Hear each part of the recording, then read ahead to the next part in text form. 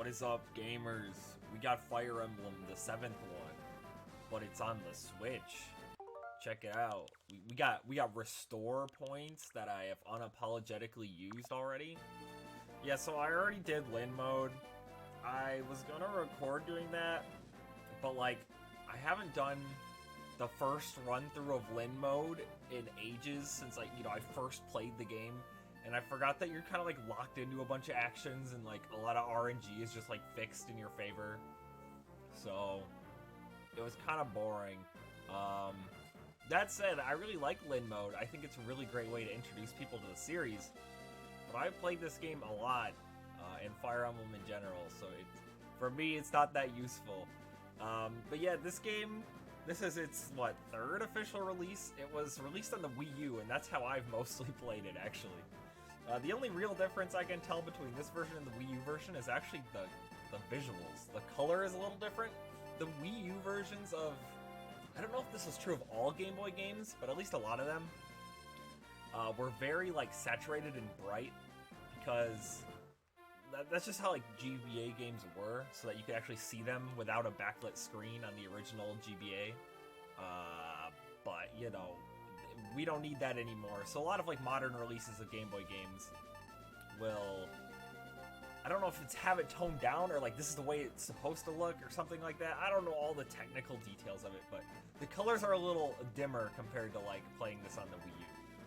It's just a little detail. Other than that, it's the same game. I don't know how accurate the technical emulation is. You can get down to the nitty gritty. I know the Nintendo 64 Switch games, people criticize that a lot for being not a very good emulator.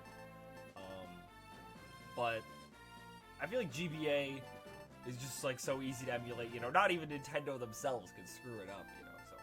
So it should be fine. Now, another thing I forgot. So I just cleared Lin mode in an hour and 34 minutes. Yo, that's speedrun though.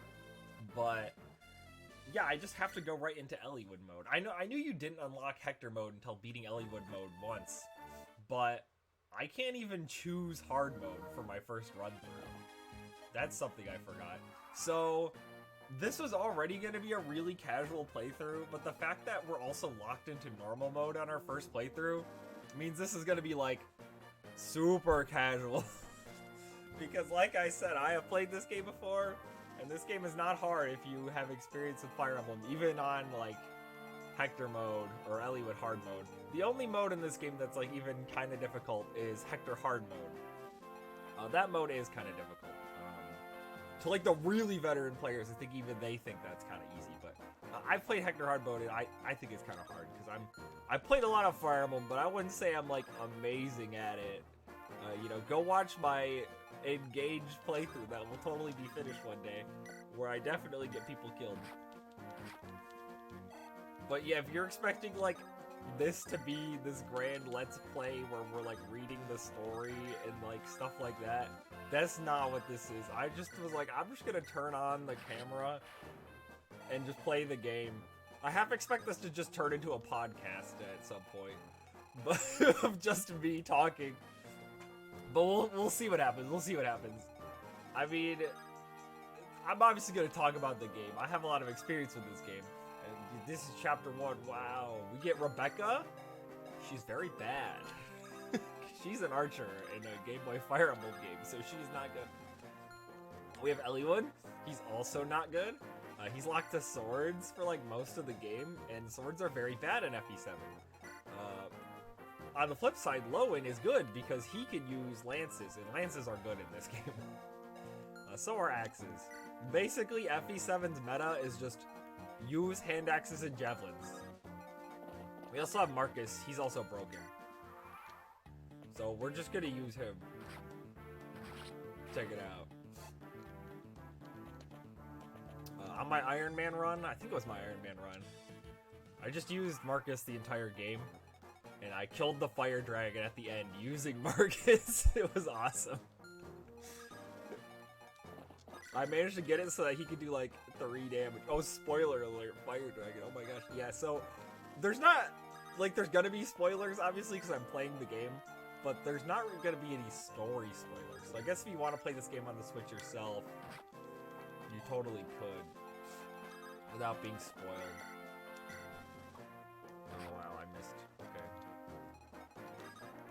Oh yeah, we got Dorcas. So if you play Lin mode before, and then you go right into a new file after that, the units carry over. So he like already has EXP and stuff. I don't remember what level he starts at. Maybe he's gone up a level. He comes with an energy ring, although I don't really want to give that to any of these people. The best use for it would probably be Lowen, but I don't feel like giving it to Lowen. Yeah, all these units are bad. Except for Marcus and Lowen.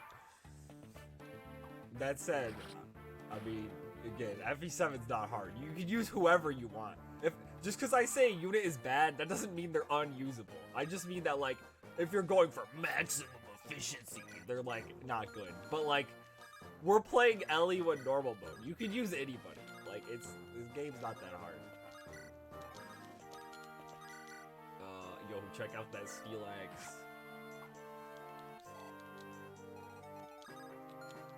I mean, yeah, we'll take... I feel a little bad about using the rapier up all this much. I should probably just give him a different sword, but whatever. Something you should just be prepared for that. I am the opposite of the usual RPG gamer when I play Fire Emblem. I just burn through my limited use items in Fire Emblem. Like, nah, I'm just gonna use them. So prepare for me to waste the rapier on like a bunch of stuff, because it's just gonna happen. Again, Ellie with normal mode, so we're just gonna play fast through these chapters. I mean, that's already what I was doing on Lin mode. My Lin mode file, I basically just like set Florina up to carry. I fed like 1,000,000 kills to her. I gave her the energy ring you get in one of the houses during that. So she has like 11 strength or something already. And yeah, she's just gonna carry the game once we get her in this actual mode.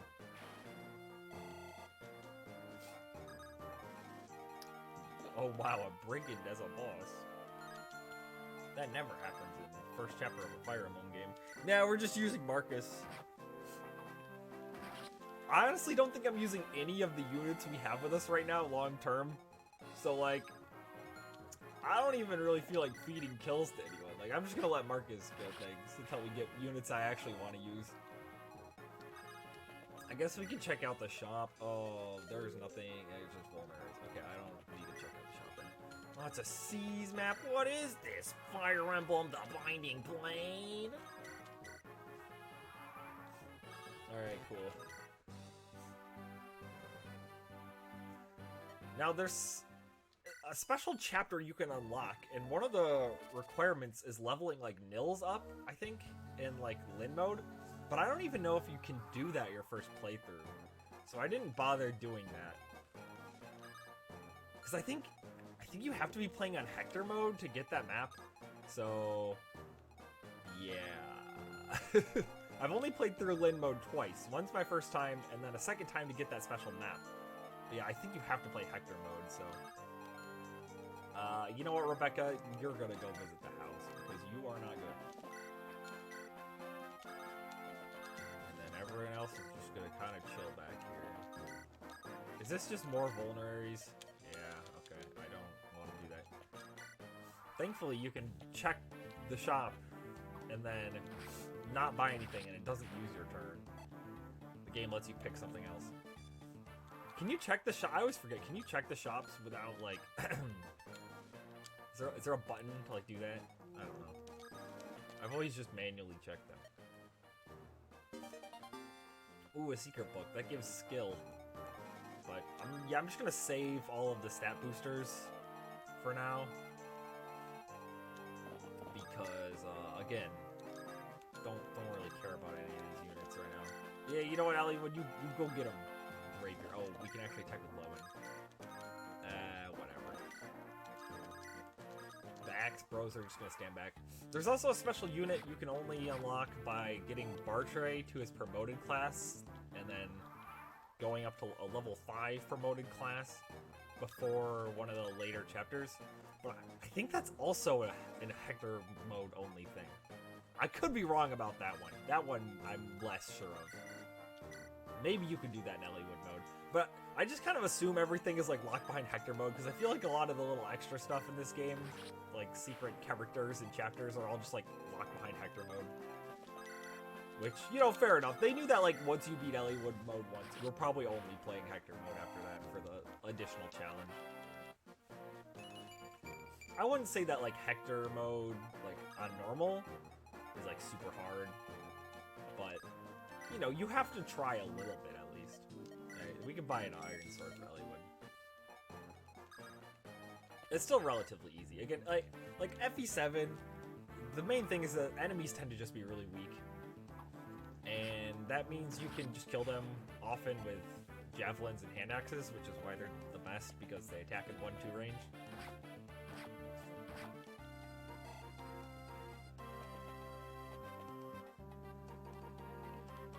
And especially some of these later maps tend to just throw a lot of weak enemies at you, and you'd rather just kill as many as you can in a single turn on the enemy phase. Alright, so we get Oswin and Hector. Oswin is a character I feel like a lot of people tend to use in their first playthrough, because he just comes in so strong off the bat. He's already level 9. He's got 13 strength. I mean, even on high difficulties, he's kind of nice as just like a dude. He obviously is held back a bit by being an armor knight and has terrible movement stat, but if you don't plan on playing the game fast, like, Oswin is great. Comes with a javelin too. See, we got the meta. We got the javelins already. Lowen's got a javelin. It's great.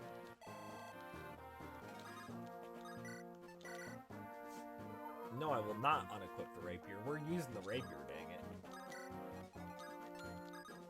I don't know how many chapters I'm doing in a single session. Probably like I don't know, probably at least a couple in these early maps. But some of the later maps take a long time, so those ones will probably be their own episode. You know, if we get there. I really have no clue what the plans for this series are. I just kind of was like, yeah, FE7's on the Switch now, I'm just gonna play it. Yo, we got more bulk! See, the boss is already dead. The speedrun's going great.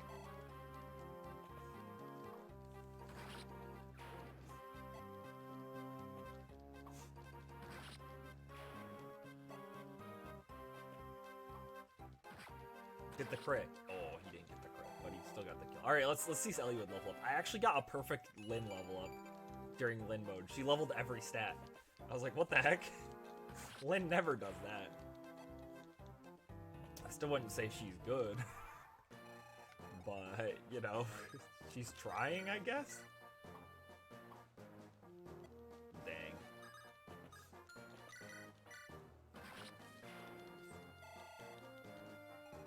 Yeah, Hector needs a hand axe, because now he's just going to get attacked by that archer, and we're going to waste a whole extra turn. Now, I think there's actually an argument to not leveling the lords, even more than most of them being bad anyway. Because there's a chapter later on that you get a different map depending on the levels of Hector, Lyn, and Eliwood, like, combined. And if they're on the low side, I think that's how you get the Lloyd map, and that map is a lot easier. Like, because of where Lloyd spawns, you can usually clear that map in a couple of turns. Whereas, if your lords are high level, you go to the Linus map. And that map, there's no fast way to do it. There's just a ton of enemies. Linus starts, like, way in the bottom right corner, and you, like, start at the left side. So, like, it takes forever to get to him. That said, you do get a different recruit, and I think the recruit from the Linus map is cooler. But that's just my opinion. I mean, neither of them are, like, good. So it doesn't really matter. We'll just, I don't know. We'll figure out what we get. In my very first playthroughs, because I would actually level the lords, I would always get the Linus map. But now I always get the Lloyd one, because I usually only level Hector, and then Eliwood and Lyn. Because I'm like, I don't want to use the like, bad sword-locked characters. So, this map, you can either go down here, or there's these trees you can break that'll fall on the river. go down here. And in fact, I think I'm just gonna send Marcus this way. Like, he can just solo this side. And then we'll go down here. So we have, Guy. I've heard his name pronounced Gee. I don't know if that's right. I don't know if, I don't care. I'm pronouncing the names however I want to pronounce them, dang it. This game doesn't have voice acting, there's no way to know. But yeah, I use him a lot because I like Swordmasters, but he is also bad. He's a sword lock unit in FB7. He's just bad, I'm sorry. But I do tend to use him a lot because he is fun.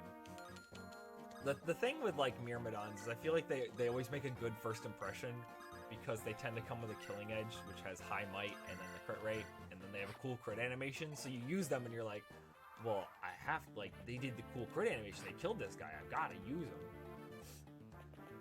Is Rebecca, like, in danger of dying here? Yeah. What if I didn't reset for Rebecca? Oh wait, do you need her to recruit Dart?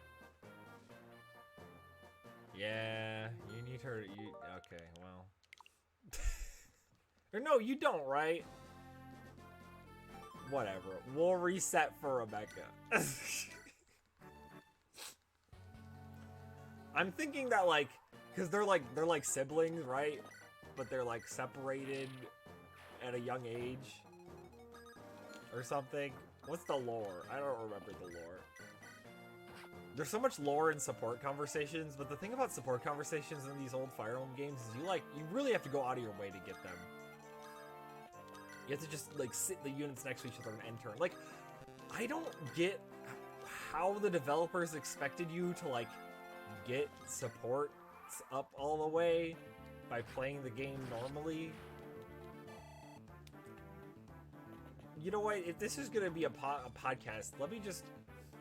I don't know. I don't think I talked about this during the Engage one. I, personally, my hot take is I don't like support conversations. Which seems insane because it's like such a big part of the franchise. But I feel like it's such an uninteresting way to like give the like additional story for characters. Like in these old Fire Emblem games, it's just so inconvenient to like get the support conversations, and then you can only get like what, like 5 a run through the game. So seeing all of a character's lore through their supports is like impossible. And then, but even in the newer games, I don't know, I just feel like they're uninteresting. And because you can view them at any time, they have to be kind of generic so that they can play out depending on anything that's going on in the story. Which means they can't really, like, occasionally they will lock them behind story progress, but it's kind of rare. And at least a lot of them just feeling kind of stilted and awkward. Like, the implication is that a lot of time has passed in between a lot of them. But that's not true sometimes. Like, the support will, like, pick up, and it'll be, like, a day later in the support, but meanwhile you've played, like, 15 chapters in between, and it just, like, there's so much dissonance with the support conversations. I just think that there's gotta be a better way to, like, tell a character story. In fact, there is. And it's, you know, people don't want to hear this. It's the Tellius game's little base conversations, which are separate from supports. Like, people don't like that Radiant Dawn doesn't have a regular support system. But I say good! Instead, you just have the, like, set base conversations, which you get in every playthrough, so you'll always get the, like, interactions between the characters no matter what you do. And I feel like that's why I liked Radiant Dawn so much, like, Radiant Dawn so much the first time I played it, because, and like why I fell in love with that cast of characters more than I had with Awakening and FE7, which were the ones I had played before that, was because I actually got to, like, you know, get at least some interaction with all of the characters just through those base conversations that you have. And I was like, you know, that way I got to know everyone, not just the characters I use and not just the ones that I sat next to each other for 80 turns.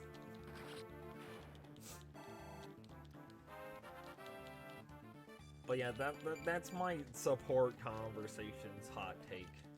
There you go. It's not like a completely hot take. I've heard people who share my opinion, but I've also had a lot of people push back on it, so it's, you know, it's a mixed thing. Some people are cool with them and they feel like they're an integral part of the franchise, and other people like me are like, I feel like there's better ways to handle, like, giving the characters their stories. Alright, we have to recruit him with Matthew, right? Because, like, he's, like, in debt to Matthew somehow. See, I don't even remember, because, like, you'd have to, like, see their support conversations, and I don't feel like sitting 80 turns and just ending turn next to each other, so I have no idea where that story goes.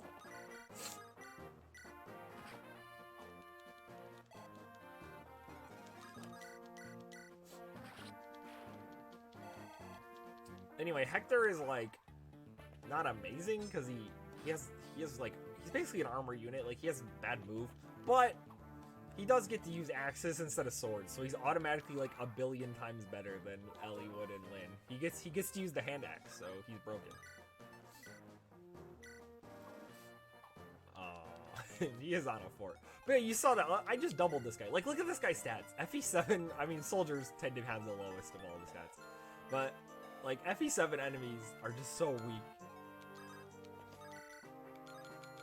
And even on higher difficulties, they still tend to be, like, not that strong.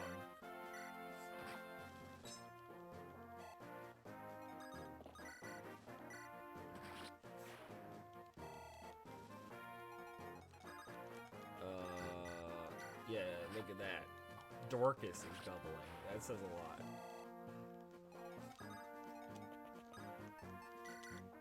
And we gotta... Now we can kill... you know what? We'll turn on animations. Yeah, see, you see this, and you're like, well, I gotta use it now. Look, he just one-shot that guy. He must be broken.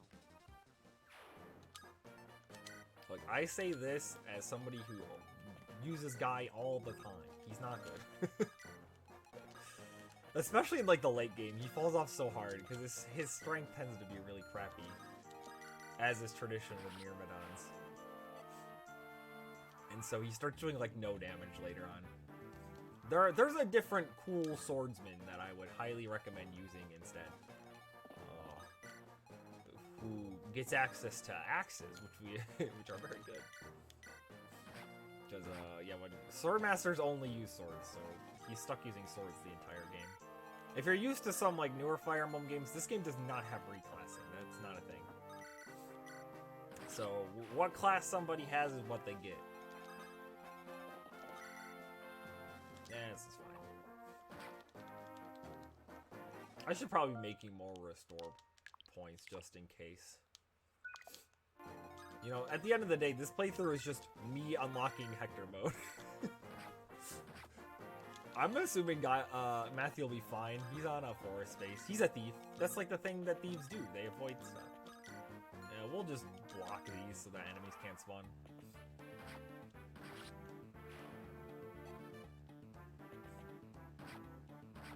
Well, he took that hit. But he won't take another one. Oh, the AI is bad. They moved the soldier before the archer, so now the soldier can't attack that. Well, you know. See, I knew this was gonna happen. What if we... wait, I can steal? Oh, he's on vulnerable. I forget how, like, the thieves stealing works in this game. Like, do you have to have higher speed than the enemy to steal? Or is it, like, 3 higher speed? I don't remember how it works out, but we can steal, so there we go. And I don't think you can steal weapons. I don't think this is like Thracia where you can do that, which is always a lot of fun in Thracia to just take people's weapons. But it's also like an integral part of that game because like resources are slim, you know. So in that game you want to steal stuff as much as possible, which is really cool because it fits in with like Leaf trying to assemble this ragtag army from like nothing and getting epically owned every step of the way. So he's got to like scavenge his enemies' corpses for weapons. And basically, which I think is really great. That's like Thracia's strongest suit is like its strongest suit. What am I saying? Strong suit? Yeah, that's what I was looking for. talking's hard. Is how it, like, the gameplay and the story are, like, interwoven. You know what? Oh, he can't use the... Come on. Okay, yeah, see? Look at that. Look how bad that was. He couldn't even one-round this guy, and he doubled him. See, this is... the Killing Edge... Isn't that a joke? People would say, like, the Killing Edge is a Jagan. I don't... Maybe I'm thinking of something else, but it kind of is. It's like this early game thing that's just, like, broken in the early game. You could just fall back on. But it does make you think that, like, oh, this guy, he's so good. But then you give him a regular weapon, and it's like, oh, I could just give this Killing Edge to, like, Lowen once his sword rank goes up, and then just have a better unit.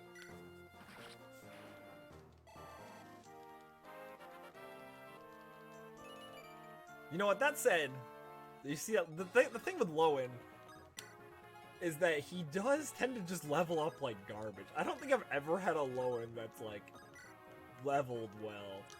But, you know, I still feel like it's worth leveling him a bit, just for that utility of being able to move a lot and rescue units. But I'm probably gonna ditch him. I don't know, Lowen, like, he's, like, especially uninteresting to me. Like, I don't know a single thing about Lowen. Oh, this is mine? We're saving this. If you know, you know. That's a what's the Mickey Mouse Clubhouse meme? It's like, it's a special tool we'll use later. That's what this is gonna be. You know what? Can Elliewood use the Killing Edge? Yes. It does 0. Wait, how are we killing this guy? We don't have a mage yet. Oh, the wolf bale. Yeah, that's gonna be it. I now remember that Hector is very good at killing these guys in the early game. See, he does 15. Yo, it's boys. I love the boss names. Because they had to just come up with a bunch of names for these generic boss guys. And they clearly just got bored and started naming them funny things. There were a couple funny names in Lin mode. I wish I remembered what they were, but I remember being like, that's a funny name. Well, that didn't go very well. And Sarah can't get over there to heal. Well, this is a perfect time to use a suspend point. Yeah, I mean... we gotta re-roll the RNG. We gotta do some of this. I think this re-rolls the RNG, right? It did re-roll the RNG. It just... We still failed.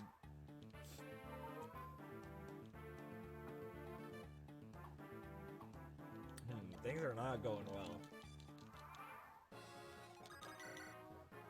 It'll hit for sure. Okay, I mean, it hit, but... Oh, I didn't mean to do that. Alright, there's gotta be a better way to go about this. Yeah, it's called do this. It's called play the game smart instead of trying to freaking speed run everything.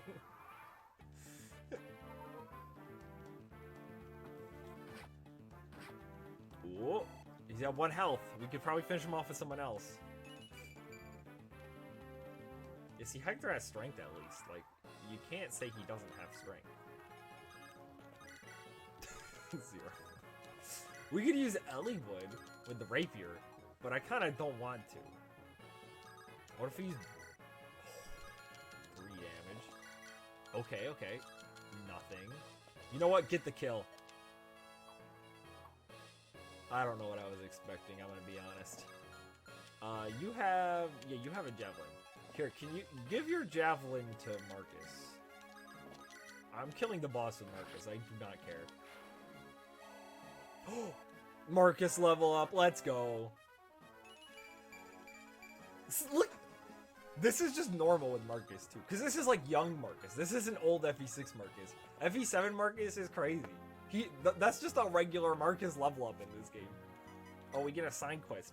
FE7 has some of these weird little quirks to it, like they call the Gaiden chapter side quests, and they're like, do you want to go to the side quest? Like, I don't think any other game handles it like this. There's also the weird weather mechanic that occasionally pops up, which, like, they only used in this game, and it's only in, like, 2 or 3 maps. and it's not a good mechanic. It's like not interesting.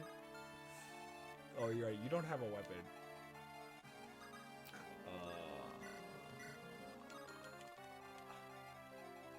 I mean, you're not good at fighting anyway, so who cares? I'm gonna have Osmond deal with these guys. Okay, so this map can definitely be a little tricky if you're new to Fire Emblem. It's basically a defend map. You have to defend Merlinus. And it's also Fog of War. So two things that tend to be things that trip up new players because it's... You can't see where the enemies are, and they're all just kind of rushing you. But we're just gonna have to put some strong units on the choke points. Oh, wow. I missed it. Huh? What was that hit rate? Oh. I used the steel lance instead of the steel sword. Whoops. Yeah, that'll do it.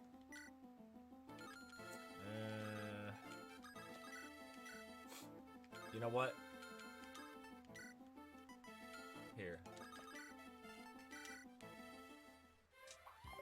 Oh, what the heck? Oh, okay, we're good. I like that crit animation a lot. It's pretty cool.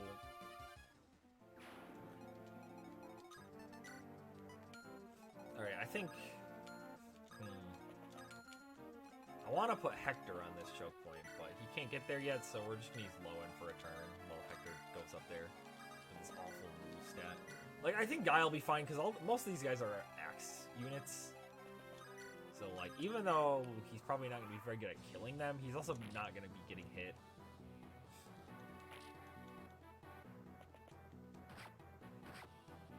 And he got hit. He's on a forest tile, too. What? This already... Oh, there's a Myrmidon. Okay, that's fine. He dodged the Myrmidon, but he couldn't dodge a Brigand.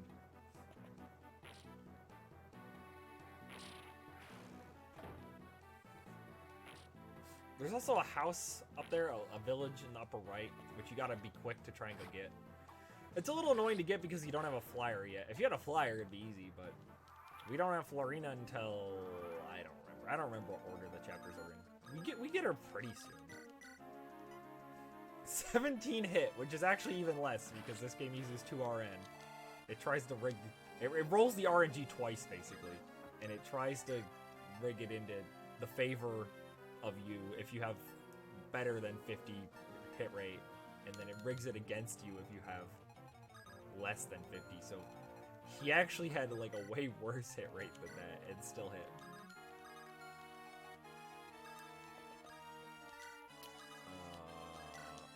We're just... Because I want to get this village, so... I'm still using the steel lance because I am not paying attention. Alright, we're going to back off. You know what? We're going to use Rebecca to do a little chip damage. I mean, if archers are good for anything, it's just like doing a little bit of chip damage. We're going to wolf bail and it's going to hit. Oh, it actually crit. We'll put you here just in case.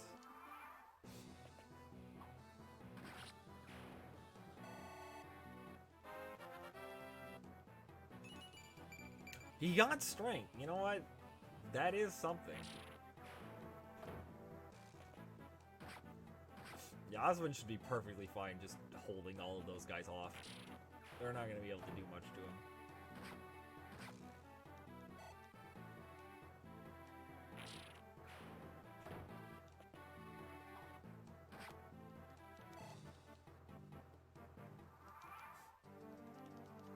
Oh my gosh.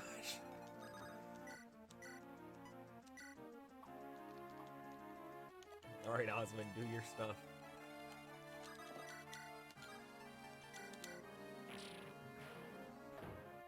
Alright. Should be able to get the village next turn, I think.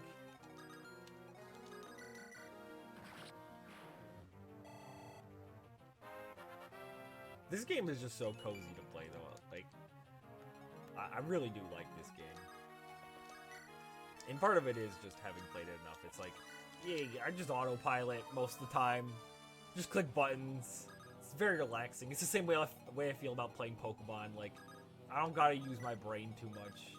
You just kind of get to press buttons and watch units level go up. It release serotonin into the brain. oh boy, oh, he got speed. See, like that. Then you're like, then you make the pog face, you know? You're like, this game's great.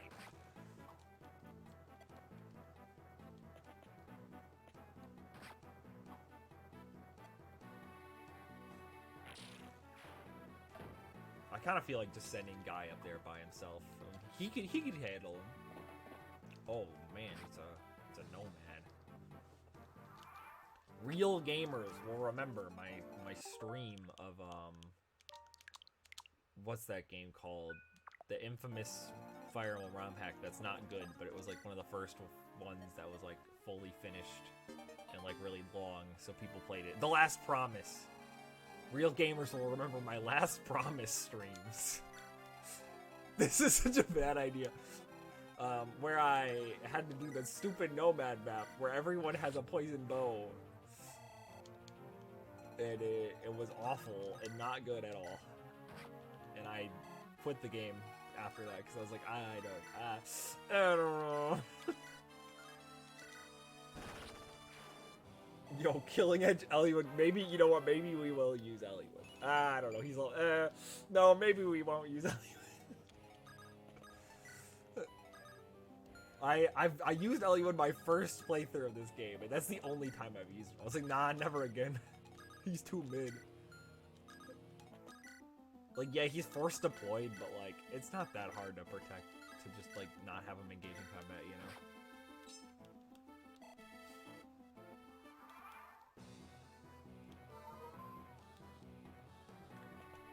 Oh, the boss is moving, okay. Oh, he missed. Like, look, Puzon? That's hilarious. That's a funny name. Imagine being a bandit leader guy and your name is Puzon. Sorry for all the Puzons. Yo, comment below if your name is Puzon and that you're offended and are gonna cancel me. I would like to know.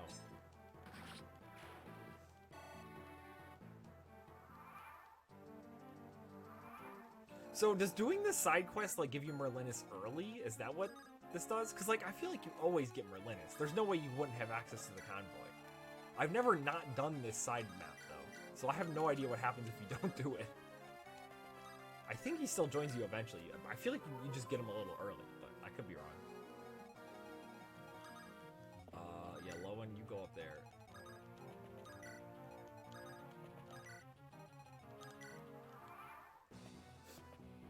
This should be fine.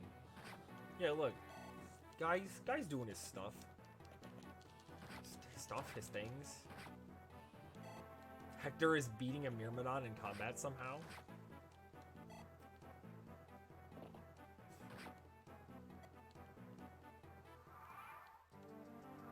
This is a defend map, and I am not defending. I'm like, I'm just, wow. He actually gets two-shot by this boss, but the boss can't seem to connect, so we're good. Man, I'm even moving Rebecca all the way up here. What am I doing? Average archer level ups be like. Give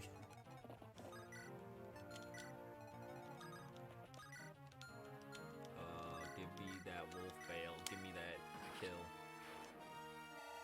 All right, let's look at this Hector level up. Maybe he'll get speed. Yeah, that sounds about right. The res is funny. That's a pretty funny stat for Hector to level. Iron Lance.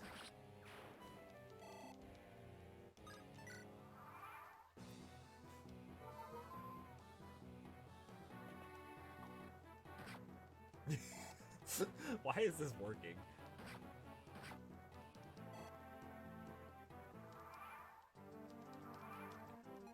Alright, last turn. Does this guy have... He doesn't even have a cool item to, like, reward you for killing him. But at least we got a level up. Oh, look at that. Yep, he's a Myrmidon, alright.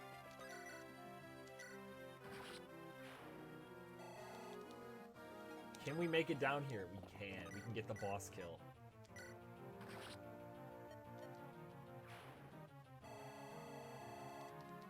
Get that nice EXP bonus. I guess you get a lot of EXP. That's like something. Okay, that was a better lower level.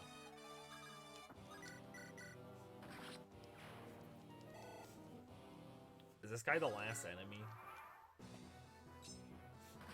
Might have killed all the enemies, but it's kind of hard to tell with Fog of